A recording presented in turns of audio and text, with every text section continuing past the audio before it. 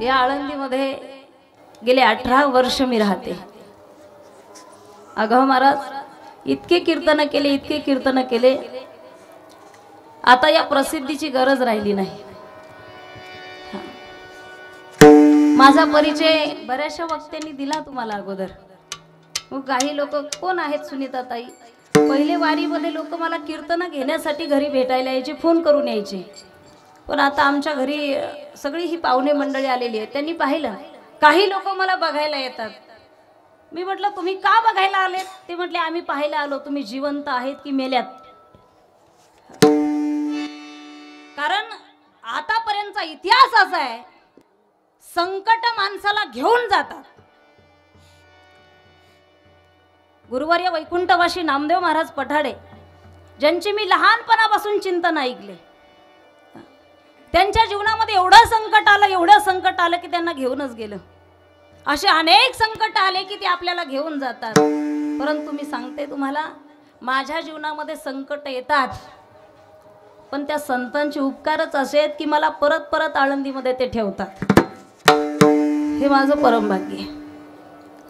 अनेक वक्ते सांगून गेले, गणेश महाराजांची फार धडपड आहे। मी तो म्हटलं होतं त्यांना, तुम्हाला आळंदीमध्ये जर चांगली संस्था चालवायची असेल, तुमची संस्था जर आळंदीमध्ये चांगली चालवायची असेल, तुमचा सप्ताह व्यवस्थित पार पडावा असं जर तुम्हाला वाटत असेल, प्लीज माझं कीर्तन ठेवू नका। ते म्हटले नाही काही ठेवणारच। श्रोते गर्दी जरी कमी असेल तर मला माहिती तुम्ही दर्दी आहेत। ह्या ज्या गायिका आहेत, नंदनीताई सांगळे, ही माझ्या संस्थेची विद्यार्थिनी आहे, पहिल्या वर्षाची। यूट्यूब चॅनल आहे, मी तुम्हाला किती संख्या आहे पाहत नाही, पण या यूट्यूब चॅनलच्या माध्यमातून लाखो लोक मला उद्या पाहणार आहेत। फक्त टाकताना एवढंच टाका, कीर्तनाऐवजी प्रकरण टाका, म्हणजे पटकन उघडतील।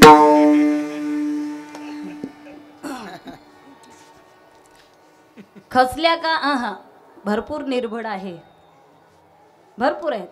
कारण ज्ञानोबारायचा आशीर्वाद एवढा आहे, ज्या सिद्धबेटामध्ये माझं राहणीमान आहे, जिथं मी राहते, ते सिद्धबेट मला वारंवार सांगतं, ज्या ज्ञानोबारायच्या अंगावर चिखलफेक झाला, संन्यासाची पोरं म्हणून हकलून दिलं, ते ज्ञानोबाराय त्या सिद्धबेटामध्ये येऊन बसले, ताटी लावून बसले। पण मी सांगू तुम्हाला, सूर्याची ओळख तुम्हा आम्हाला द्यायची गरज नाही, त्याचा प्रकाश ओळख देत असतो। तिन्ही देव जैसे परब्रह्मीचे ठसे। जसं ज्ञानोबारायची ओळख त्यांच्या ज्ञानाने दिली, माझी ओळख मी शब्दातून देणार नाही, माझ्या कामातून देणार आहे। मला खूप आनंद होतोय। पहिलं वर्ष आहे गणेश महाराजांचं, पहिलं वर्ष 3 दिवसात निवेदन केलं महाराज। अगदी लहानपणापासून पाहते मी, जेव्हा ते पखवाज वाजवायचे तेव्हा आमच्या गाडीमध्ये 4 वर्ष सलग महाराज होते पखवाज वाजवायला, साथ करायला मला। इतकं खडतर जीवन गेलं गणेश महाराजांचं सुद्धा, म्हणजे मलाच त्यावेळेस 1,500 रुपये कीर्तनाचे भेटायचे, मला 1,500 भेटायचे।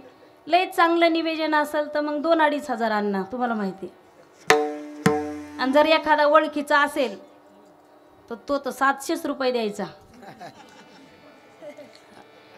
तुम्ही विचार करा, त्या काळामध्ये दिला तो प्रसाद, मग 150 रुपये असू द्या, 200 रुपये असू द्या, इथून गणेश महाराजांची सुरुवात झाली। आणि 18 वर्ष झाले मी कीर्तन करते। लोक म्हणजे माझ्या श्रीमंतीचे त्या ठिकाणी पाहतात, किती श्रीमंती आहे, किती श्रीमंती आहे। इथं यूट्यूब चॅनल आहे, मी बरंचसं बोलणारच आहे। माझी श्रीमंती एका वाक्यात सांगू का मी तुम्हाला? माझी श्रीमंती, मी एवढी श्रीमंत आहे, मी एवढी श्रीमंत आहे, अरे ज्यांनी माझे कीर्तन टाकले त्यांनी गाड्या घेतल्या, एवढी श्रीमंत आहे। एवढी श्रीमंत आहे, एवढी श्रीमंत आहे। एक महिना ज्यांनी माझ्या नावावर यूट्यूब चॅनल चालवलं, त्या लोकांचे घर भरले। त्यांना महिन्याचा पेमेंट लाख रुपये आला यूट्यूब चॅनलच्या माध्यमातून। ही माझ्या श्रीमंतीची ओळख आहे। माझ्या फोटोवर आणि नावावर लोक फोटो भरतात, हीच माझी ओळख आहे, त्याच्या पलीकडे नाही। सत्य काय सांगावं महाराज, सत्याला आयुष्यभर त्याचं खरं पण सांगावं लागतं, खोटं गावभर मिरून येतं, काही फरक पडणार नाही. गोड असं निवेदन आहे. खरं तर काय वर्णन करावं गणेश महाराज, कारण एवढ्या लहान वयामध्ये एवढं मोठं नाव महाराष्ट्रभर गणेश महाराजांनी केलं. अगदी या वर्षाच्या काळामध्ये तर आमच्यावर दोन्ही घरावर संकट एकत्र आली. लहानपणापासूनच मला बहिणीचा दर्जा देणारे गणेश महाराज, यावर्षी त्यांचे वडील गेले 10च महिने झाले. मी सांगेल तुम्हाला, सगळं आहे आमच्या आयुष्यामध्ये. गणेश महाराजांचं घर आणि माझं घर मी वेगळं समजत नाही. सगळं आहे आमच्या आयुष्यामध्ये, पण एक गोष्ट आमच्या दोघांच्याही आयुष्यामध्ये नाही, तो म्हणजे आमचा बाप आहे. आज जो फोटो तुम्ही पाहताय, ही वारकरी परंपरा माझ्या वडिलांची मिरासी गा देवा. आमच्या वडिलांची परंपरा आम्ही हाताशी घेऊन ही वारकरी संप्रदायाची ध्वजा आमच्या हातामध्ये घेतली. त्यांचेही वडील वारकरी होते, माझेही वडील वारकरी आहे. वडील गेल्याच्या नंतर घरामध्ये एवढं मोठं सप्ताहाचं निवेदन करणं एवढी सोपी गोष्ट नाही. बाप काय असतो ते मी सांगत असते. एकदा तोंडावरून हात फिरवणारी माय आणि पाठीवरून हात फिरवणारा बाप या जगातून निघून गेला ना, वनवा लागतो महाराज, वनवा लागतो. कुणी डोक्यावरून हात फिरू द्या, बापाची आठवण येते. कुणी पाठीवरून हात फिरू द्या, बापाची आठवण येते. माझ्या डोळ्यातली आसव कुणी मायेन पुसताना, माझा हुंदका दाटतो या गोष्ट बापाची सांगताना. खमीस खवाटी फाटलेलं, सुई दोऱ्यांनी शिवलेलं, माझ्या बापाच्या धोतराला किती थिगळ जोडलेलं. आली गावाची जत्रा, बाप बाजारी जायाचा, उधार पाधार कापड लेकरांना नाहीचा, फाटक्या धोतराना बाप यात्रेत फिरायचा.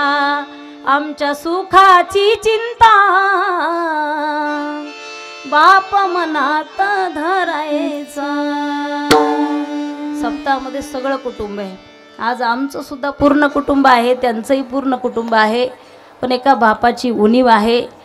वारकरी आपले गणेश महाराजांचे बंधू भाऊसाहेब महाराजांची खंबीर साथ आहे. मोठा भाऊ म्हणजे बापासारखा असतो. या सर्व कुटुंबाला मी मनापासून धन्यवाद देते, कारण आमचं कुटुंबच एक आहे. मी जर जास्त वर्णन केलं की त्याच पक्षाच्या माणसाने त्याच पक्षाला मतदान केल्यासारखं होईल. तुम्हा सगळ्यांना ज्ञात आहे, कार्य उत्तर देत असतं. आज या ठिकाणी एकल्याचा नवता खेळ म्हणूनही मेळ मेळविला जमविला. ज्यांची प्रथम चाल झाली हरिभक्तपरायण आमच्या नंदनीताई सांगळे. गोड आवाज आहे, गाणं कोकिळा. तिचा आवाज इतका गोड आहे ना महाराज, काय द्यावे त्यासी व्हावे उत्तराई, इतका गोड आहे.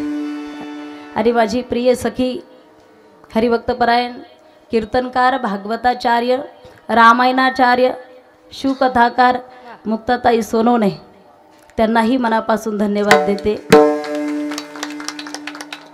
माझी इच्छा नव्हती कीर्तन करण्याची, पण हे लोक इतके आहेत ना, यांनी सांगितलं नाही कीर्तन करावंच लागेल. मुक्ताताई आणि मी बालपणीपासून मैत्रिणी आहे. जेव्हा आळंदीमध्ये आम्ही श्री संत भगवान बाबा वारकरी शिक्षण संस्था ओपनिंग केली, अगदी त्या बोलणार आहे. नंतर त्या म्हटल्या मला 10 मिनिटं बोलायचं आहे. त्या दिवशी कॅमेरे नव्हते म्हणून मी बोललेच नाही. महाराष्ट्रामध्ये ह्या ज्या महिला कीर्तनकार आहेत, महिला सप्ताह होतात. हरिभक्तपरायण आमच्या गुरुवर्य गोदावरीताई मुंढे यांचे हे सगळे उपकार आहेत. कारण महाराष्ट्रामध्ये महिला सप्ताह गोदावरीताईने चालू केले बरं का. आणि जेव्हा जेव्हा गोदावरीताईने महिला सप्ताह केले, त्या सप्ताहामध्ये पखवाज वाजवण्याचं काम आमच्या मुक्ताताई करायच्या. त्यावेळेस महिलामध्ये तयार पखवाज होता त्यांचा. आणि आम्ही एका सप्ताहामध्ये एकत्र आलो, मुलींची संस्था काढायचं ठरलं. पण या चॅनलच्या माध्यमातून सांगेल, हा जो महाराष्ट्रभर जातीवाद पेटलाय ना घाणेरड्या पद्धतीने, आमच्या दोघींचं एक उदाहरण आहे त्याच्यासाठी. त्या मराठा समाजाच्या आहेत, मी वंजारी समाजाची आहे. परंतु आम्ही ह्या संस्थेची पत्रिका काढण्यासाठी जेव्हा पुण्यामध्ये एका स्टुडिओमध्ये गेलो, आमचे भांडण सुरू झालं. कारण मी लहानपणापासून ज्यांना प्रेरणास्थान मानते, धर्मवीर संभाजी महाराज, देश धर्म पर मिटने वाला शेर शिवा का छावा था, महापराक्रमी परम प्रतापी एकही शंभू राजा था. मी म्हटलं मुक्ताताई, हे बघ मुक्ता, आपल्याला शंभूराजांचं नाव द्यायचं, इथं तुळापूर जवळ आहे. मुक्ता म्हटली नाही, माझ्या वडिलांचं सानिध्य भगवान गडावरती गेलं आणि म्हणून मी भगवान बाबांचं नाव देणार आहे. आमचं भांडण सुरू झालं, आम्ही चिठ्ठ्या काढल्या, चिठ्ठ्या, आणि चिठ्ठी भगवान बाबांच्या नावाने निघाली. संत हे शूरांना आशीर्वाद देत असतात आणि म्हणून भगवान बाबांच्या संस्थेची ही सुरुवात झाली. इतकी गोड सुरुवात झाली, शेवटसुद्धा चांगलाच होणार आहे, काळजी करू नका. माझ्या सखीला, प्रिय सखीला मुक्ताताईंना मी मनापासून धन्यवाद देते. हरिभक्तपरायण. बसा महाराज.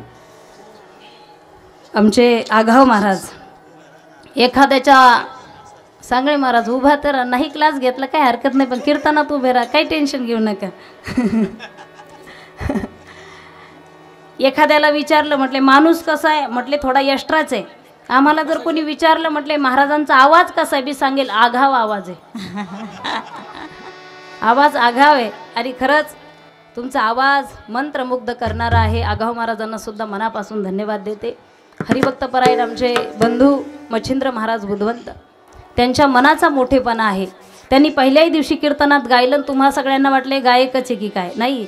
गुरुवर्य वैकुंठवासी वैद्यबाबांचे ते शिष्य आहेत, एक नंबर कीर्तन करतात, चांगले कीर्तनकार आहेत, पण आपला मोठेपणा बाजूला ठेवून माझ्या कीर्तनाला उभे राहिले, त्यांना मनापासून धन्यवाद देते. या ठिकाणी अनेकांची उपस्थिती आहे. आमचे संदीप महाराज नागरे लेट पण थेट आले नाही तर मुंडक्यात दगडच घातला असतं तुमच्या.